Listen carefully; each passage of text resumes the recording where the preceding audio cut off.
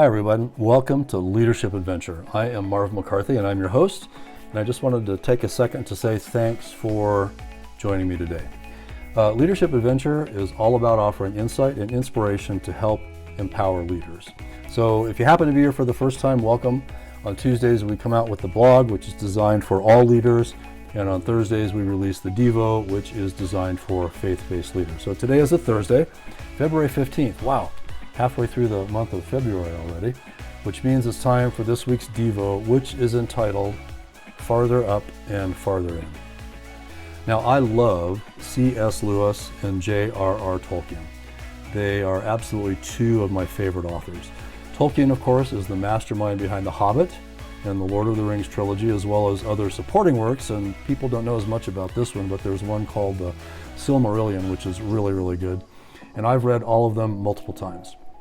And C.S. Lewis, of course, is the mastermind behind the Chronicles of Narnia series, and perhaps less well known for another series called the Space Trilogy, which has 3 books, Out of the Silent Planet, Paralandra, and That Hideous Strength. And I've read all of those too, multiple times. And actually these two guys hung out together. They were both devout Christians, and they were also close friends. And they used to meet back in the 1930s at Oxford, where they were studying, and they were both part of a small group called the Inklings, which was an informal literary discussion group that met at a pub, I guess down the street from the school, called the Eagle and Child. Now, can you imagine listening in on one of their conversations, especially if they're talking about these book ideas, over a pint of beer? I mean, man, that would be like mind blown. Now, jumping over to C.S. Lewis in the Chronicles of Narnia, the very last book in that series is called The Last Battle. And there are some adventurers which have gone through the entire 7 volumes together, and now they're approaching what's known as Aslan's country. So in the Chronicles, the animal king, Aslan the lion, is a representation of Christ. And Aslan's country is a representation of heaven, with Aslan himself inhabiting the peak of a very tall mountain right at the center of Aslan's country. Now, the journey by the adventurers, the cast of characters throughout all the 7 books, then becomes a representation of our own individual walk with Christ throughout our life toward our eventual home with him in heaven. Now, as they approach Aslan's country, they begin climbing toward the top of this really tall mountain, and they find that the land becomes more beautiful and more expansive the closer that they get to the summit. So eventually they pass through a very simple, stable door, which sound like anything familiar, and they join Aslan himself along with many other people that they encountered along the way. And at the very top of the mountain, they can see back and basically get a view of all the adventures and the reason they went through everything that they went through. Now, C.S. Lewis, as he's writing this chapter, captures the essence of their journey with the phrase, farther up and farther in. And he repeats that over and over as he's telling about their final segments of the journey up to the top of the mountain in Aslan's country. So it brings up a question for us individually, and that is, how can we go farther up and farther in as we walk the path of our own journey with Christ? So I've got 5 things I want to share with you today that I think will help us. The first way we can do that is to relentlessly pursue growth.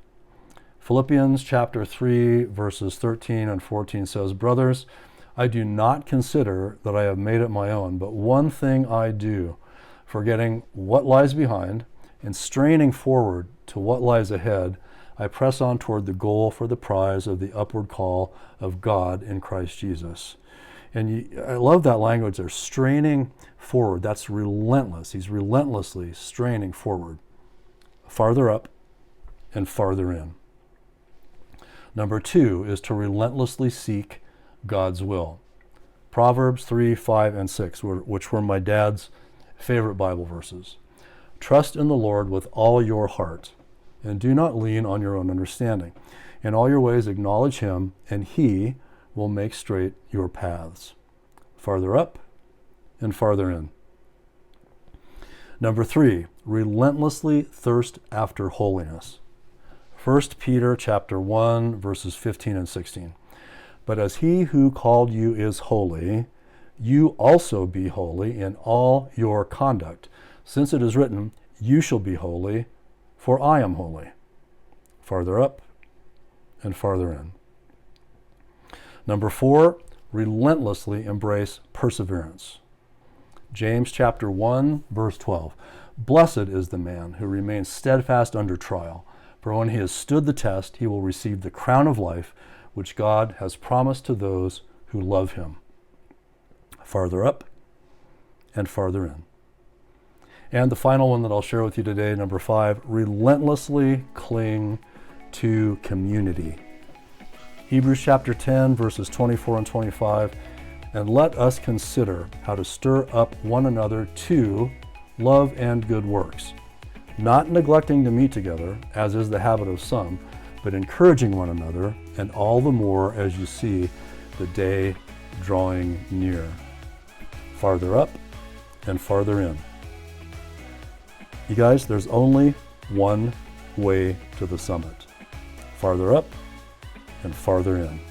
So now let me ask you, how is your journey coming along? Thanks for listening. See you next time.